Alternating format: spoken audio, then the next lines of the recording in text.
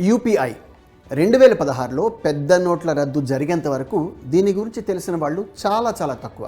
ఇప్పుడు కూడా యూపీఐ అంటే కొంతమందికి ఇంకా తెలియకపోవచ్చు, కానీ అదే ఫోన్పే, పేటీఎం, భారత్ పే ఇలా చెబితే మాత్రం తెలియని వాళ్ళు ఎవరు ఉండరు.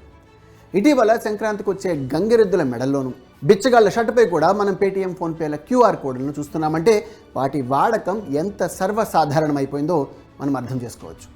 నిజానికి ఫోన్పే కావచ్చు, పేటీఎం కావచ్చు, లేదా భారత్ పే, ఇంకేదైనా పే కావచ్చు, ఇవన్నీ నడిచేది యూనిఫైడ్ పేమెంట్స్ ఇంటర్ఫేస్ అంటే యూపీఐ ద్వారా మాత్రమే.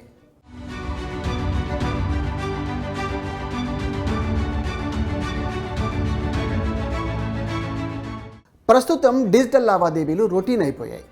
National payments corporation of India NPCI వివరాల ప్రకారం 2023 నవంబర్ నెలలో 17 ట్రిలియన్ల యూపీఐ లావాదేవీలు జరిగాయి. అంత బాగానే ఉంది. ఇప్పటి వరకు ఏ లావాదేవీ అయినా ఉచితంగానే సాగిపోవడంతో ఇన్ని ట్రిలియన్ల లావాదేవీలు జరిగాయి. ఒకవేళ ఇకపై డిజిటల్ ట్రాన్సాక్షన్లు ఉచితం కాని పరిస్థితి వస్తే అప్పుడు ఏం జరుగుతుంది? నిజానికి కొద్ది రోజులుగా డిజిటల్ పేమెంట్స్పై కొంతమేర రుసుము వసూలు చేసే అవకాశం ఉందన్న వార్తలు వస్తున్నాయి. అవి ఎంతవరకు నిజం? దీనికి స్పష్టమైన సమాధానం ఇచ్చారు national payments corporation of India CEO Dilip ఆస్బే.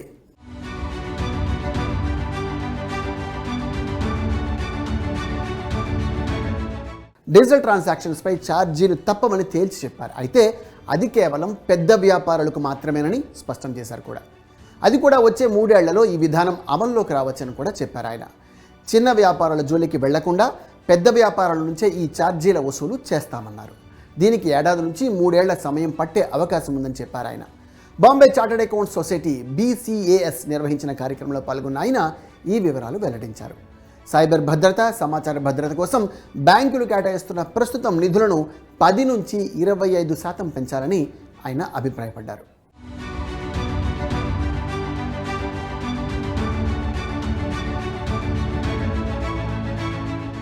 So మొత్తంగా వచ్చే 3 ఏళ్లలో పెద్ద వ్యాపారులకు డిజిటల్ పేమెంట్స్ విషయంలో ఛార్జీల మోత తప్పదన్నమాట. కేవలం ఈ ఛార్జీల విషయంలో మాత్రమే కాదు, ఇటీవల యూపీఐ లావాదేవీల విషయంలో కొన్ని ముఖ్యమైన నిబంధనలు కూడా ఆర్బీఐ ప్రవేశపెట్టింది. అవేంటో ఓసారి చూద్దాం. నెంబర్ 1, యూపీఐ ఐడీలు వినియోగంలో లేకపోతే ఏంటి పరిస్థితి? ఏడాది కన్నా ఎక్కువ కాలం పాటు వినియోగంలో లేని యూపీఐ ఐడీలను డీయాక్టివేట్ చేయాల్సిందిగా బ్యాంకులు, ఫోన్పే, గూగుల్ పే, పేటీఎం వంటి యాప్లకు ఎన్పిసిఐ ఆదేశాలు ఇచ్చింది. ఫలితంగా 12 నెలలు అంతకన్నా ఎక్కువ కాలంలో ఎలాంటి లావాదేవీలు నిర్వహించిన యూపీఐ ఐడీలు, అలాగే వాటితో అనుసంధానమైన మొబైల్ నెంబర్ల వివరాలను పరిశీలించిన సంబంధిత యూపీఐ ఐడీలను డీయాక్టివేట్ చేయబోతున్నారు.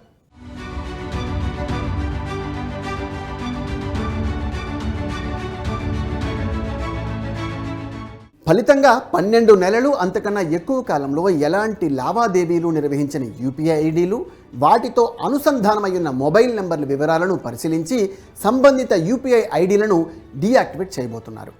ఇలాంటి ఉపయోగంలో లేని అకౌంట్ల ద్వారా మోసాలకు పాల్పడే అవకాశం ఉందన్న ఉద్దేశంతో ఈ నిబంధనను ఖచ్చితంగా అమలు చేస్తోంది national payments corporation of India. ఇక నెంబర్ 2, పరిమితి పెంపు.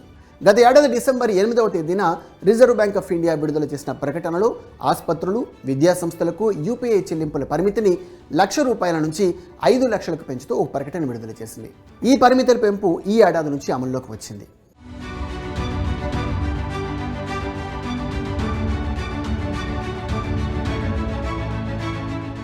ఇక నెంబర్ 3, ట్రాన్స్ఫర్ ఛార్జీలు. ఆన్లైన్ వ్యాలెట్స్ వంటి ప్రీపెయిడ్ పేమెంట్ ఇన్స్ట్రుమెంట్స్ PPIల ద్వారా 2,000 అంతకన్నా ఎక్కువ మొత్తంలో నిర్వహించే లావాదేవీల్లో 1.1% బదిలీ ఛార్జ్ కూడా అమల్లోకి వచ్చింది. అయితే సాధారణ ప్రజలకు ఇది వర్తించదని, వాణిజ్యపరమైన వాటికే ఇది వర్తిస్తుందని ఎన్పిసిఐ పేర్కొంది.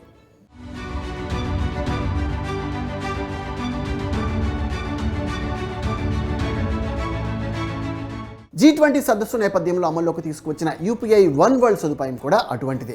త్వరలోనే ట్యాప్ అండ్ పే విధానాన్ని కూడా అందుబాటులోకి తీసుకువస్తామని ఎన్సిపిఐ తెలిపింది. ఈ విధానం కనుక అమల్లోకి వస్తే లావాదేవీలు మరింత సులభతరం కానున్నాయి.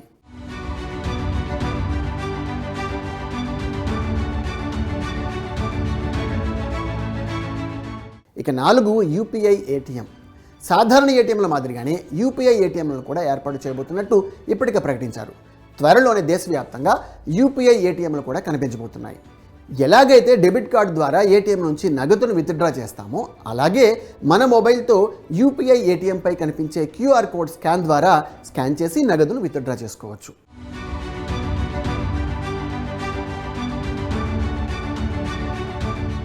పొరపాటున మరో యూజర్కి డబ్బు పంపితే ఏంటి పరిస్థితి?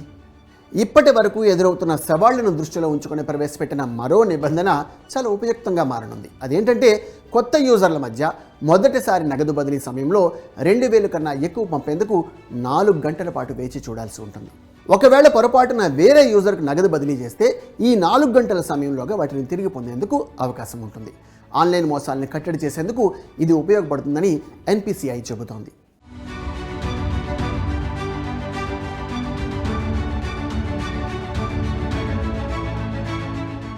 మరి భద్రత సంగతి ఏంటి?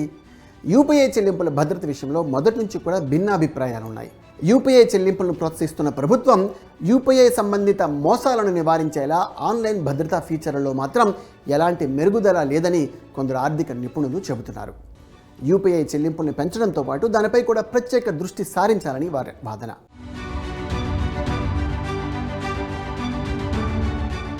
యూపీఐ చెల్లింపులు కావచ్చు, ఆన్లైన్ చెల్లింపులు కావచ్చు, ఇంటర్నెట్, కరెంట్ సౌకర్యం ఉన్నప్పుడు మాత్రమే ఇవి పనిచేస్తాయి. లేని సమయంలో వీటి వల్ల ఏమాత్రం ఉపయోగం ఉండదు. ప్రకృతి విపత్తులు సంభవించినప్పుడు కరెంట్, ఇంటర్నెట్ రెండూ కొన్ని రోజుల పాటు పనిచేసే పరిస్థితి ఉండదు. అప్పుడు తప్పనిసరిగా కరెన్సీ చెల్లింపులపైనే ఆధారపడాలి. కనుక డిజిటల్ పేమెంట్స్ విషయంలో ఎన్ని విప్లవాత్మక మార్పులు వచ్చినప్పటికీ కరెన్సీ అవసరం కూడా ఈ దేశంలో ఎంతో కొంతమేర ఉంటుందంటున్నారు మరికొందరు.